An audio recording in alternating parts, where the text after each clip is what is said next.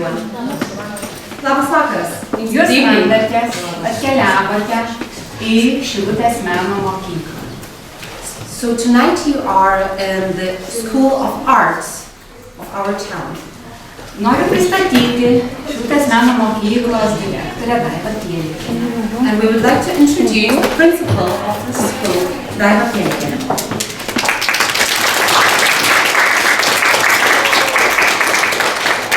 Ir tiesiog netyčia šiandien perskaičiau tokią žinutę, kad būtent kovo 29 dieną visas pasaulis švenčia pianino ir fortepijono dieną. Wow! And today we have a very special day. It's a special event worldwide. In the whole world they celebrate the day of piano. And today when there's School of Arts. Ši diena skaičiuojama nuo sausio 1 dienos ir švenčiama 88 metų savaitę. Diena, taip. It is celebrated every year on the 88th day of the year. O gal žinote, kodėl būtent 88? How do you think? Why it is the 88th day of the year? How do you think? Because it was the day when the famous piano player was born. No, not really. It's not related to piano player. Marita sako, kad Na, Nes yra 88 paviršiai. taip, tu visiškai teisus. So the right answer is, as the girl is saying, that there's 88 keys on the piano. And that's why they celebrated this day on the 88th day of the year. Tai mes norime jūsų bendruomenę pasveikinti šią dieną ir palinkėti stiprybės, kantrybės, tos energijos. Taigi su šią dieną.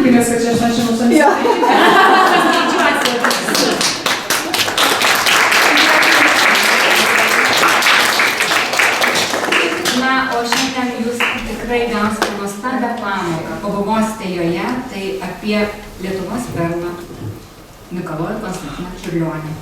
Ir šitą pamoką jums praves Žibutė Sukackienė, mokytoja.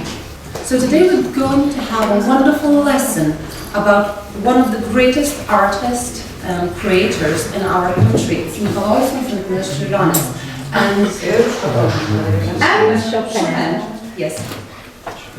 And teacher Žibutė Sukackienė. Žibutė Sukackienė is going to be our teacher tonight.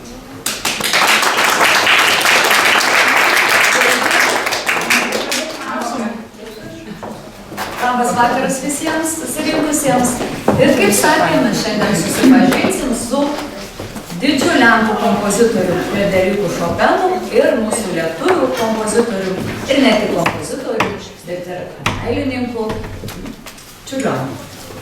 So today we're going to, our teacher is going to introduce us and we'll have a lesson about Šopenas and Čiurlionį, two great artists and creators. Kas jungia šitos kompozitorius, galim paklausti. Ogi meilė tėvynei savo, nes tiek vienas, tiek kitas kompozitorius savo kūrybą dovanojo savom šalim. Žinoma, Čiurlionis Lietuvai, o Šopenas Lenkijai. So we could ask why those two artists there are so in common. What do they have in common? And the answer is they both loved their country so deeply that everything they did for their country. Dar Čiurlionis, kadangi jisai gimė vėliau, tai jisai žavėjusi Šopeno kūrybą ir jisai savo kūriniuose tiesiog kažkiek kopijavo galbūt, tai jo kūryba ankstyvoji buvo tokia šopeniška. Ir mes iš tos kūrybos šiandien irgi galėsim paklausyti du kūrinius. So Mikkelsen Čiurlionis, he was younger than Frédéric Chopin, so he was impressed by everything he did and he loved him so much. Everything he did was so impressive to him. So the very beginning, when he started to create by himself, he a little bit like copied him. It wasn't a copy, but everything he did similar. Taigi pradėsim nuo vyresnio Frederiko Šopeno. Ir šitas kompozitorius, tai yra romantizmo epochos atstovas, kompozitorius, virtuozas fortepijonu. Ir jisai užkariavo Paryžių savo lenkiškais kūriniais. Mazurkom, polonezais, etudais ir valsais. So we'll start with this actor, and he was known by his Polish different type of music. Yes, it's different type of music, and it was with the national motives of his country. Nacionaliniai motyvai buvo, ar ne? Taip, kūryba. Ir kviečiu mūsų mokyklos žvaigždutę Pijų Pirogovą, kuris pradės nuo valso. Valsas cis-mol. So a student of the school, Pijus, is going to start with waltz.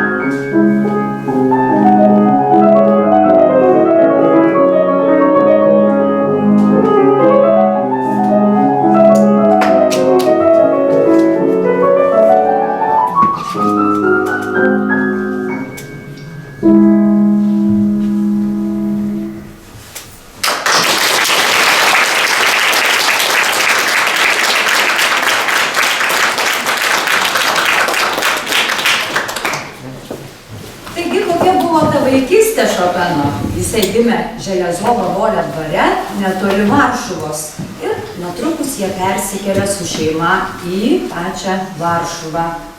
So Frederick Chopin, his childhood started in a little town close to Warsaw, and later they moved with the whole family. They moved to Warsaw itself. Ir jo tėtis buvo prancūzas, Nikolajus, jisai mokino prancūzų kalbos mokinius, o mama buvo Lenkė ir labai muzikali, kai jinai galbūt ir buvo pirmoji mokytoja, nes ir fortepijonu skambino ir dainavo labai gražiai.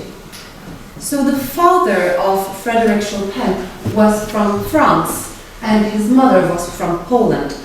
His father was a teacher of French language, and the mother was a very great musician. She loved music, and she was playing piano, and she was singing very well, so they believe she was the first teacher of him. Jau 5 metų berniukas skambino, o 7 jau viešai koncertavo. Ir jį tiesiog vadindavo antruoju Mozartu. Tuo metu jau jisai sukūrė pirmuosius kūrinius. So by the age of 5, he learned to play the piano really, really well. And being age of 7, he started to make his own performances. And he was called the second Mozart because he was creating first musical, how would you call them? Muzikinius kūrinius pirmuosius. First musical compositions, yes, he started at age of 7.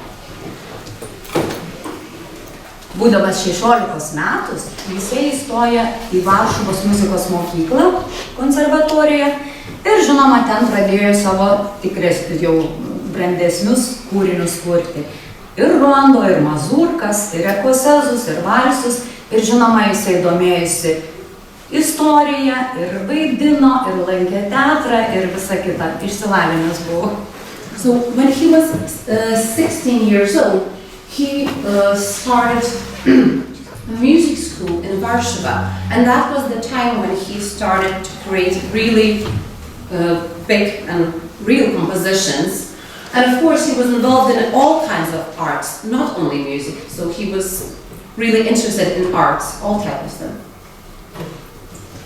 Baigęs studijas, Šopenas daug kur koncertuoja ir pačioj Varšuvoj, ir vyksta į Vieną koncertuoti, ir jisai buvo tiesiog pripažintas kaip neeilinio talento pianistas. So when he finished his studies, he was playing in different towns and different countries, and everybody said that he's really great and talented compositor. Kada jisai dar kartą nuvyksta į Vieną, jisai sužino, kad Varšuvoje įvyksta sukilimas. Ir jisai išgyvena ir nori grįžti namo, bet jam patarė ir šeima, ir draugai, kad tu palik ten ir geriau kovok savo kūrybą per muziką, kad atskleistum tu muzikinę kalbą kovok. So at one time in 1830, he was away from his hometown, and he found out that there was a big conflict, a political conflict in his hometown. So he was really worried, and he wanted to go back and get involved, but his friends and his close ones told him that you better stay here where you're safe and you fight with using your music rather than going in and getting involved in a real fight. Ir po to jisai išvyksta į Prancūziją, apsistoja sostinėje Paryžiuje ir žinoma ten jisai suranda savo bendraminčių, draugų, Listas, kompozitorius, Rosinis, Berliozas ir daugelį kitų. And later he moved to Paris, where he met some other people who were compositors as well as himself, and this was Listas, Rosinis, and Berlioz, and they made friends at that time.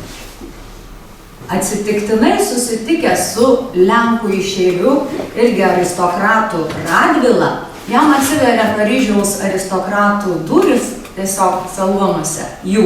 Ir jisai vienam laiške rašo: aš bendrauju su kunigaikščiais, ambasadoriais ir ministrais, nė nenutuokiu, kaip įvyko toks stebuklas, nė nesvajojau, kad taip gali nutikti. And one day he met Valentinas Radvila, which was a man of, well, they would say a higher level, where all the politicians and really important public people would come together. And in one event, he met them and made friends with them. And in one of his letters, he's saying that I don't know how come, but I was so close with them and I became friends with them. I don't know why I'm so lucky. Na ir žinoma, jis yra ten mielai kviečiamas į įvairius salonus. Ir tenai skamba jo miniatiūros ir muzikos, ir mazurkos, ir valsai, ir noktiurnai. Ir žinoma, jisai išgarsėjo kaip pedagogas. Jisai būna pats geriausias tenais ir brangiausiai apmokamas. And that's how he became very popular among them people, of that level of people. So he was really welcome to all of the events, and he became a teacher, probably the best paid teacher at that time. He was really popular and only a few students could become students. Be mokytojo darbo jis žinoma ir koncertuoja ir Paryžiuje, ir Vokietijoje, ir Anglijoje, bet jisai turėjo tokią panišką scenos baimę, tai todėl jisai truputėlį vengdavo didelių koncertų, didelėse patalpose. Of course, he was not only a teacher. First of all, he was playing his music, he was having lots of concerts, but he had a fear of stage. So he would avoid a big place, a big crowd. He would prefer a little space and a little room and not too many people in it. Na, mes dabar turime irgi saloną ir pažiūrėsim, kaip jausia šitam mūsų salone Ąžuolas Lukošius, kuris mums pagros polonezą. So we have a very similar space here at the moment, and we'll meet Ąžuolas, who is going to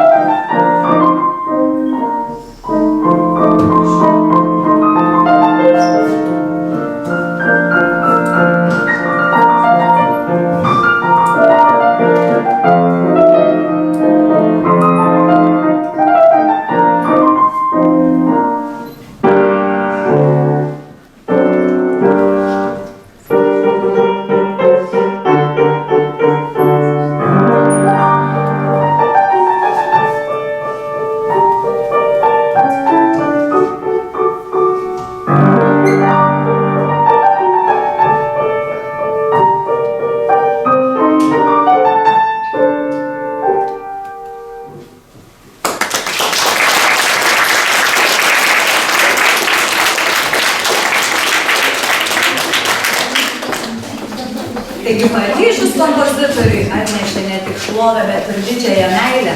Čia jisai susipažino su rašytoja slapyvardžiu George Sand. Ir, žinoma, jų audringas romanas įkvėpė Šopeną sukurti pačius brandžiausius jo kūrinius. So Paris became a town of love for this creator, and that's where he met his real big love of life, which was George Sand. That was the secret name, it wasn't her real name. And that's where he fell in love, and the love was so passionate that he created the best compositions of his life, probably, at that time.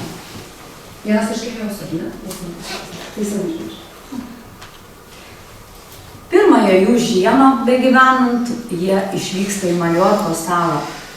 O kadangi Šopenas sirgo, jisai tuberkuliozę turėjo, tai labai ta žiema buvo šalta, dėl to pablogėjus sveikatai jiems teko išvykti. Tai čia matom vienuolyną, kuriame jie gyveno šitam vienuolyne.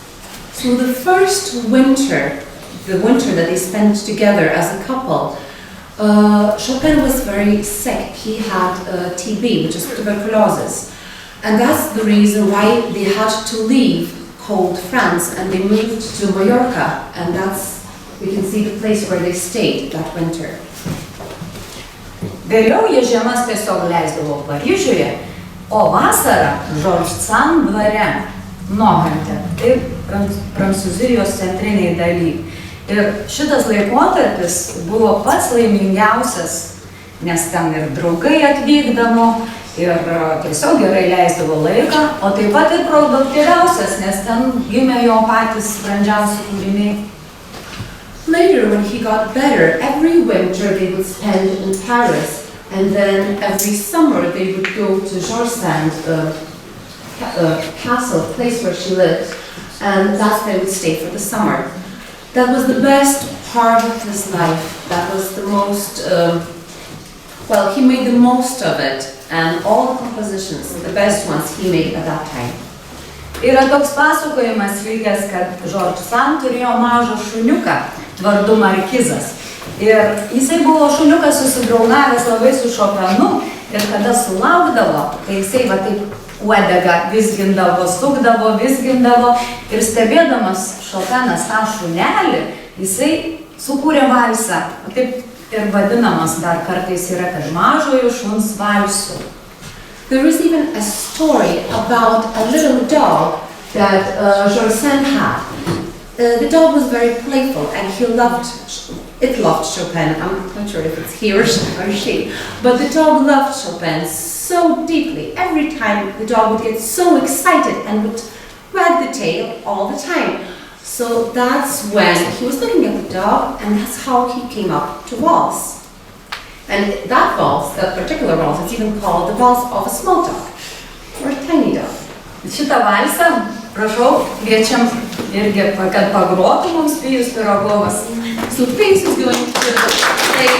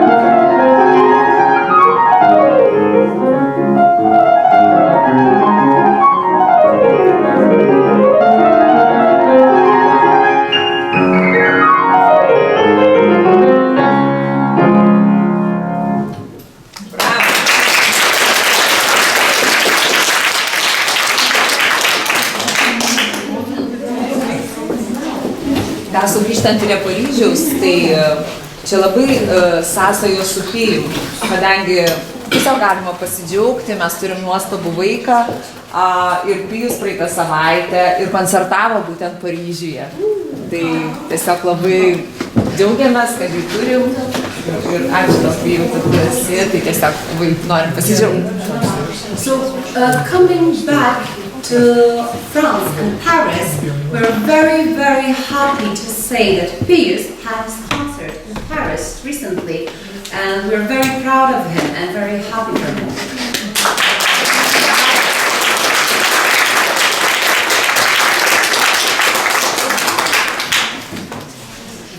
Po 10 trukusios draugystės dėl atsiradusių tiesiog nesutarimų pora išsiskyrė.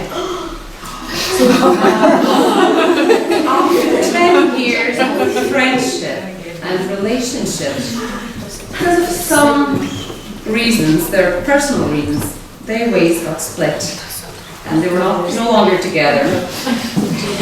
Ir paskutiniai Šopeno gyvenimo metai buvo itin sunkus, liga progresavo, išgyveno išsiskyrimą su Žorsan ir beveik šiuo metu nieko nebekūrė. So the last years of Frédéric Chopin were really, really hard. He was really touched by divorce and the fact that he was alone by himself. And his tuberculosis, the TB, didn't go away. It was getting worse again. Gulėdamas ligos patale, jį slaugė sesuo Liudvika ir jisai dar spėjo paprašyti jos prieš mirtį, kad aš norėčiau, kad mano širdis ilsėtųsi tėvynei. Ir kada jisai miršta, jisai buvo pats palaidotas Paryžiuje, per Lašezo kapinėse. Ir paskui jo vis dėlto širdis buvo išimta ir slapčia, nes negalėjo legaliai, pervežta buvo į Varšuvą, į Kryžiaus baziliką ir štai šitoj kolonoje jisai įmūrytas. So his last wish before he passed away, he asked his sister Ludwika, she was looking after him at that time, that he would love his heart to be bricked up. Yes, bricked up. Well, he was loved that his heart would go back to Poland, back to his country. So his remains stayed in France, in Paris, but they took the heart out secretly, of course, because it was illegal, and he took it back to Warsaw, to Poland. And that's where the heart of the creator is. Na ir dabar tęsim pažintį su mūsų lietuvių kompozitoriu Konstantinu Čiurlioniu. And now we'll continue, and we have Mikalojus Konstantinas Čiurlionis. Jisai yra palikęs patį ryškiausią pėdsaką Lietuvai ir jisai ir ne tik kaip kompozitorius, bet ir dailininkas. Ir jisai yra unikalus Europos meno istorijai. O kodėl mes sužinosim? So he is the greatest creator, composer in Lithuania's history, and his art is known in all Europe, and it's called unique. And we're going to find out why it's so unique. Gimė Varėnoje, vargonininkų šeimoje ir buvo pats vyriausias iš 9 šeimos narių. So he was the oldest child, one of the 9 children of his parents. We can see the parents in the picture, and he was born in 1875. Netrukus šeima persikėlė į Druskininkus ir čia mokosi. Dabar muziejų šitam namelį. Jau žinau. So he was born in Varėna, in a little town in Lithuania, and later his family moved to Druskininkai, which is another town. This is the house where they lived, and now they have a little museum over there. Vėliau Čiurlionis vyksta į Plungę, kur mokosi Mykolo Ginskio dvaro orkestro mokykloje. Ir ten mokosi, žinoma, įvairiais instrumentais groti, gieda chore, laisvalaikiu piešia.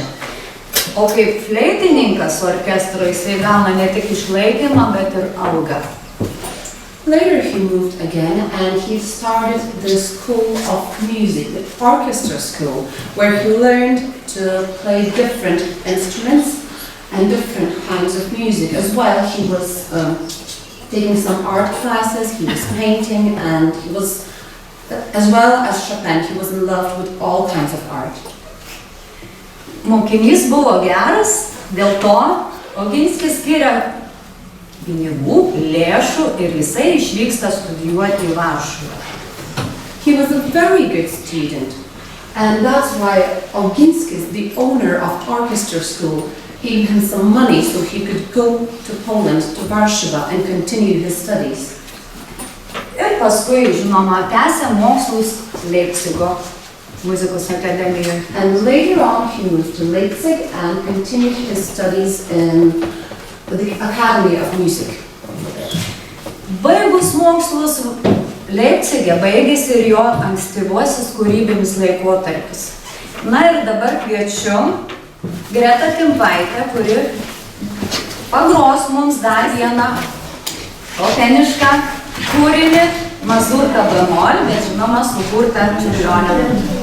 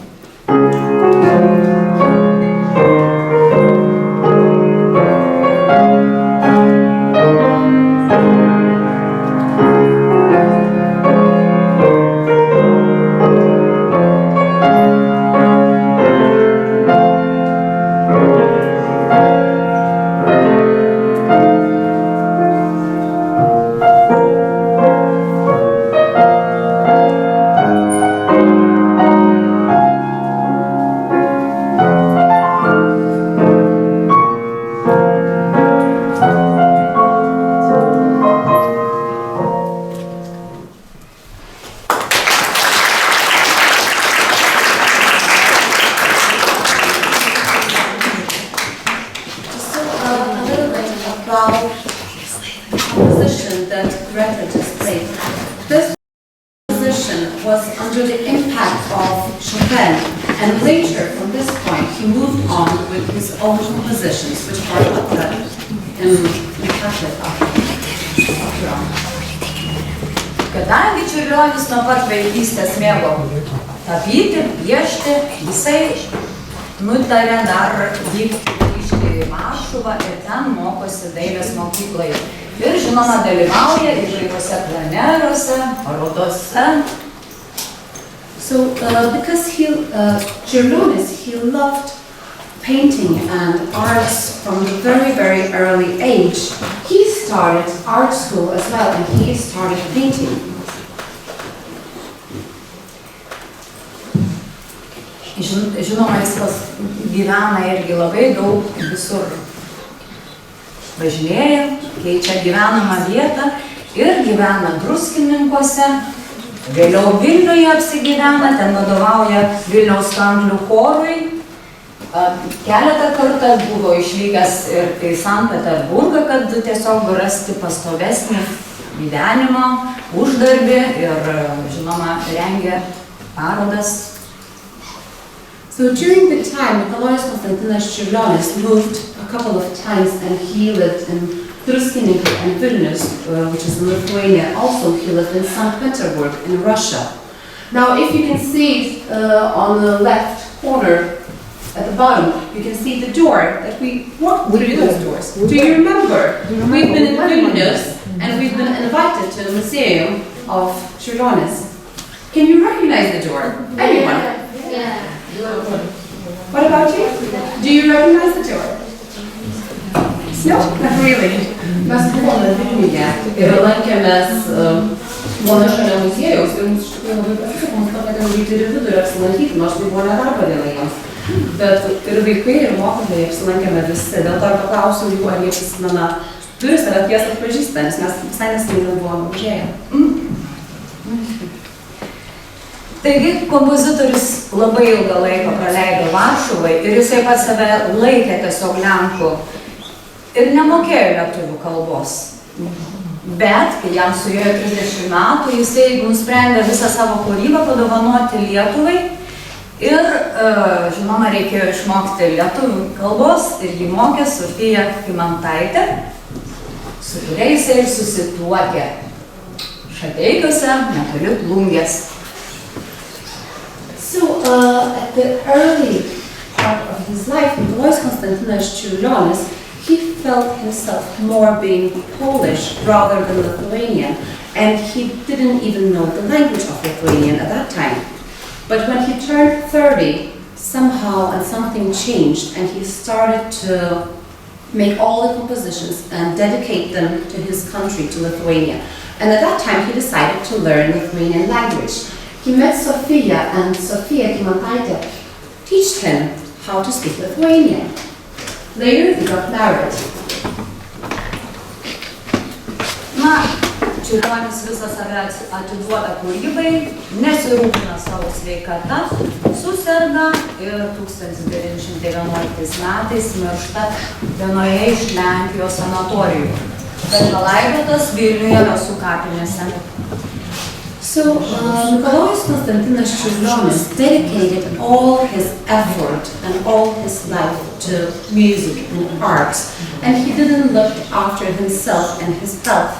That's why he got sick and he died quite young in 1911. And he died in Poland, but his remains are in Lithuania. Čiurlionis domėjosi liaudies kūryba, gamta, jos ciklais ir savo turtingą dvasinį pasaulį reiškia dviem meno kalbom – daile ir muzika. So Mikalojus Konstantinas Čiurlionis, he created, mostly related all to the national symbols, as we talked about them before, as well as nature. And two languages of art were the main, music and paintings. Daile užsiiminėjo 6 metus, tai paliko apie 300 tapybos ir grafikos kūrinių. Ir ką jisai tapė, jisai viską labai mėgo sudvasinti. So he worked really hard and he was creating paintings for 6 years. And within that time, he created around approximately 300 different paintings. And everything that he did, he made full of symbols and mythology and music, and everything was combined really tightly. Menininkas yra pasakęs, kad dailininko pareiga išreikšti paveikslų tai, ką nori žmonės. O žiūrovo pareiga jį suprasti. Tačiau yra keletą darbų, kuriuos pats Čiurlionis yra aprašęs ir žodžiais. So he believed that as an artist, every creator, they have to express what people want, what they wish, and that's what they do with their art. And someone who's looking at the art, they're supposed to try and do their best to understand this. That's how it's all connected. Ar mėgstate pasakas? Yes. Do you like fairy tales? Do you like stories? Because some of his art he has written as well. He wrote about them. Šitą paveikslą, kuris vadinasi Karalių pasaka, pats dailininkas, kompozitorius yra taip aprašęs, kad buvo du karaliai, kurie išėjo į mišką pasivaikščioti. Tas miškas buvo milžiniškas ir patys karaliai buvo it milžinai. So the painting on the left, it's called the fairy tale or story of kings. And he says about this painting that there were two kings who one day went to the forest. It was a big, massive forest. And the kings themselves, there were like, usually Giants. giants, yes, I'm sorry, I lost the word. So they're as big as giants. Medžių šakose tilpo didžiuliai miestai, rūmai, bokštai. Tame tamsiame milžiniškame miške jie ieškojo tos vietos, kur švietė švieselė. Ir pagaliau jie rado ant žemės, tarp galingų tamsių stuobrių, mažytį saulės šviesa, spindinti daiktelį. Pakėlė jį, nesuprato, ką mato viduj. O tai buvo paprastas, mums taip gerai visiems žinomas lietuviškas kaimas.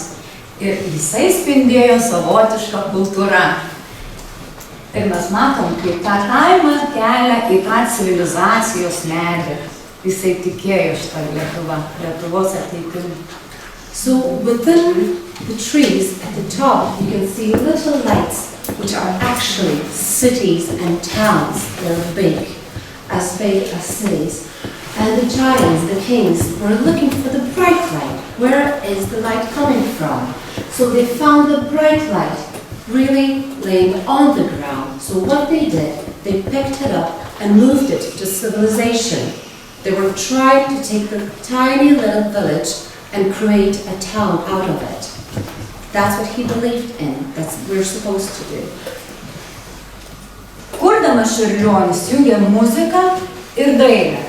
Jo muzikos kūriniai pasižymi tavybiškumu, o dailės drobės muzikalumu.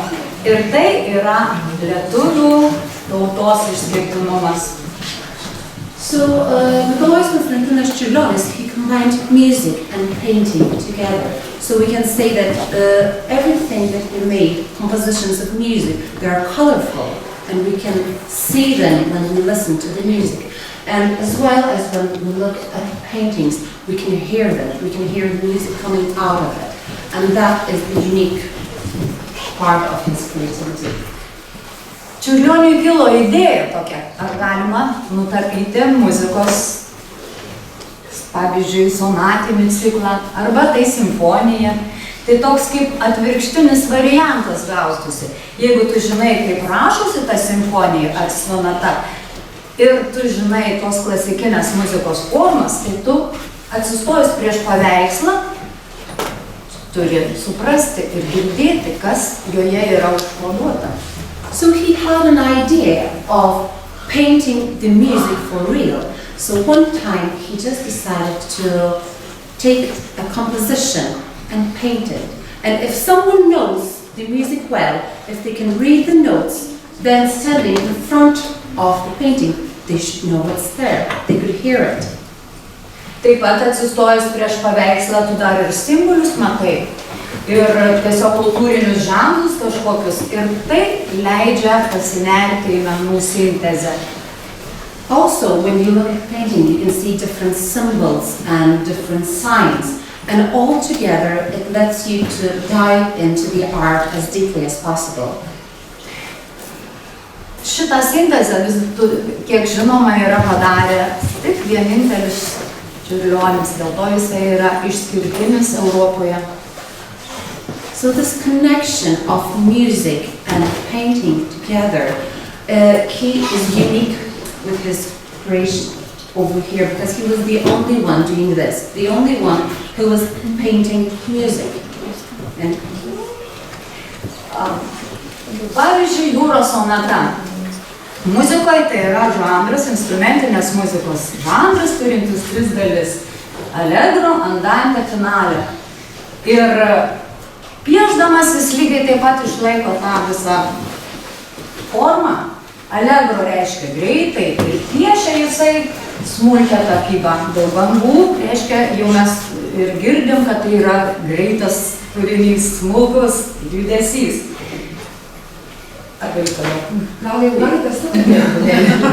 So when creating the music and talking about music, people who know, they know allegro as a word meaning fast and quick movement. So this is the movement we see in the first paintings. This is the first part out of 3.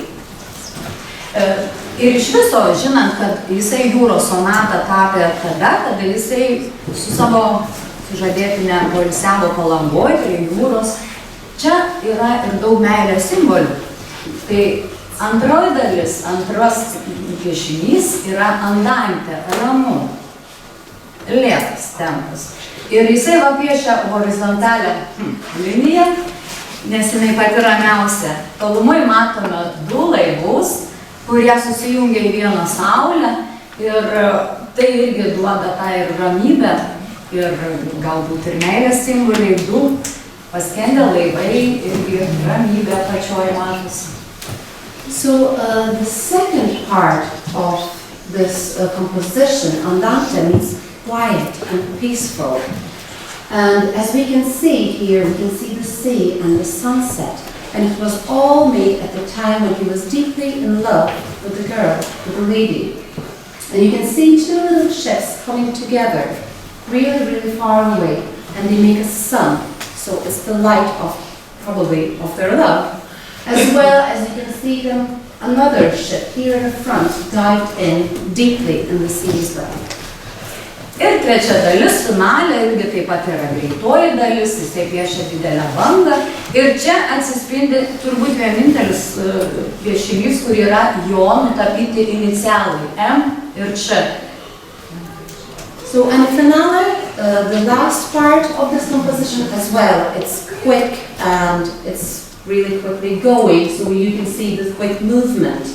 And this is probably the only one that you can see his initials, M and C, there at the top. So there's a letter M, I don't know if you can see it well, Ir Č. and Ch, which C, and Tai va, jisai labai daug kūrė tokių paveikslų, kad pavyzdžiui, angelas, preliudas muzikos formoje įžanga reiškia. So many of his paintings were related to music as well. Preludes, in English, how would that be? But it means the beginning. Yes, it means the beginning. Žvaigždžių sonata, allegro irgi pirmoji sonatos dalis. Allegro, the quick and moving part of sonata, and we can see the sonata of stars. Laidotuvių simfonija, instrumentinės muzikos žanras. The symphony of funeral of somebody who's passing away, and we can see this here in the first picture on the left. Himnas, iškilminga giesmė. The national anthem, and we can see it in the middle. Piramidžių sonata, irgi čia allegro. Allegro once again, and we can see Egypt, a little bit of Egypt as well. Žinoma, mes tai labiausiai turbūt mylim už tai, kad jisai yra profesionaliosios lietuvių muzikos pradininkas. So the main reason why we like and we're so proud of Mikkelsen Čiurlionis, he is the beginner of professional music in Lithuania, the real music. Per 10-metį jisai sukūrė irgi apie 300 muzikos kūrinių. So within the 10 years of his work, he created approximately 300 of different compositions. Jisai labai mylėjo ir vertino lietuvių liaudies dainas, nuo mažens jisai mokėsi jas, mokėjo lietuviškai mintinai, nors kalbėti nemokėjo, bet lietuviškas dainas mokėjo. So even though he didn't know Lithuanian language and he couldn't speak Lithuanian, he knew lots of nursery rhymes and other songs in Lithuania, national songs, and he loved them. He knew them by heart. Jis vienas mūsų pirmasis kompozitorius, kuris sukūrė simfoninės poemas Miške ir jūra. So he is the first composer in Lithuania who created first symphonies, forest and the sea. Ir žinoma, nemažą kūrinių dalį jisai skiria fortepijonui, tai ir preliudai, ir nokturnai, ir mazurkos. Ir aš dabar jau kviesiu ateiti Neriją Vytuvytę, kuri irgi atliks dar vieną šopenišką mazurką, H0.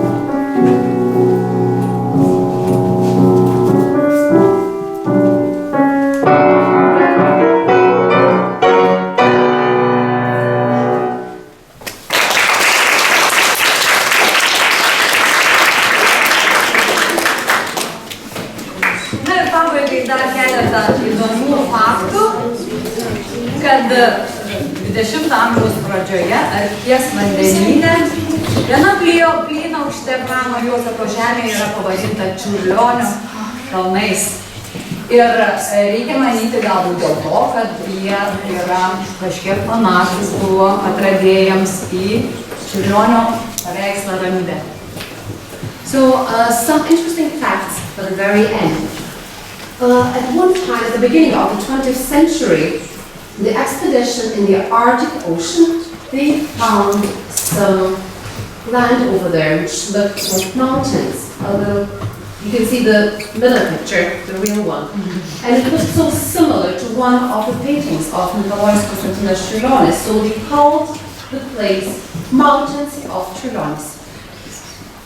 Dar vienas faktas įdomus, kad Lietuvos alpinistai pirmieji kopė į beveik 6 km aukščio Pamyro viršukalnę Tadžikijoje ir ją pavadino Čiurlionio viršūne. And the first Lithuanians who climbed up the mountain, up to the very top of the mountain, which is nearly up to 6 kilometers high above the sea level. Once they climbed up there, they called that place the top of the mountain under the name of Čiurlionį. Dar Krymo astrofizikas Černykas per teleskopą atrado naują 8 skersmens asteroidą ir jį pavadino taip pat Čiurlionio vardu 2420 Čiurlionis. Also, there is an asteroid called 2420 Čiurlionis. Galbūt dėl to, kad panašus buvo į jo tapytą pasaulio sutvėrimą. Could be the reason because it was similar and it looked similar to one of the paintings. Na ir visai neseniai, prieš keletą metų yra mūsų režisierė Božytė sukūrė virtualios realybės animacinį filmą Angelų takais, gal kas nors buvo iš lietuvių, taip ir Šilutėj bus, būtinai ir tikrai rekomenduoju, tai ten atsiduri kaip koks angelas viduj Čiurlionio 60 paveikslų, skambant paties Čiurlionio muzikai ir Mindaugo Urbaičio muzikai, ir ten tiesiog pajuti tą magišką pasaulį. And also in 2018, they created, you know the buses that you put on and you see the 3D, yes, the virtual reality, as they call it. So you can see all of the paintings and you can hear the music at the same time, and you actually can step into that world. You can dive into it. And they say it's amazing. I haven't tried this yet, but we're waiting for this in Šilutė as well. In the middle of April. Yes, beginning of April. This will come to Šilutė. So hopefully we'll be able to try and see it by ourselves. Na ir užbaigti šią pamoką vėlgi kviečiu Pijų, kuris mums pagros greito tempo virtuozinį, gal kiek dramatišką kūrinį skerco B-moll.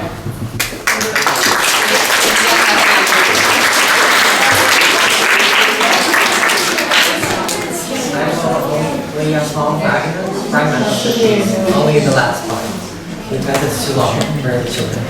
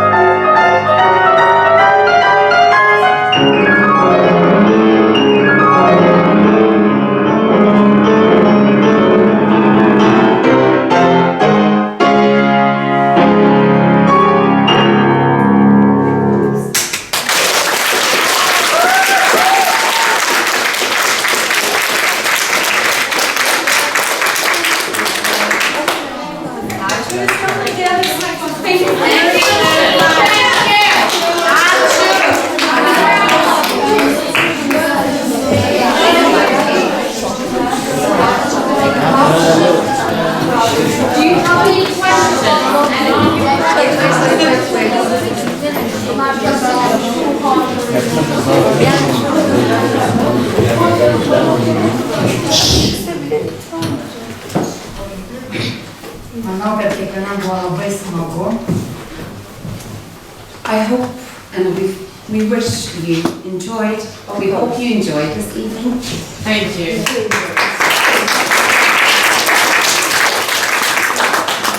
Norime padėkoti mokytojai Žibutei Sukackienei. Sukackienei už nuoširdžią tokią kūrybinę veiklą ir bendradarbiavimą su Šilutės Žibų pradinė mokykla Erasmus projekte Let's Create Our Book Together. Ir jūsų puoselėjama ir skleidžiama lietuviška muzikinė kultūra plačiau atveria duris į pasaulį. Tvirtina kiekvieno jauno žmogaus pasaulėžiūrą, bei meno kalba atskleidžia šalių kultūrinę įvairovę ir supratimą. Ačiū Jums. Ačiū Jums. So we want to say Special thank you to our visitors.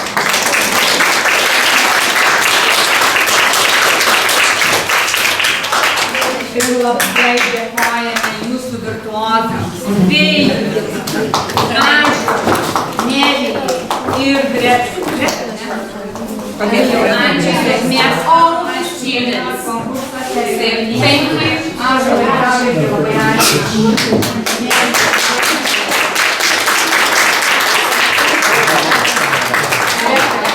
Mokytoja perdaryti savo. Ačiū labai.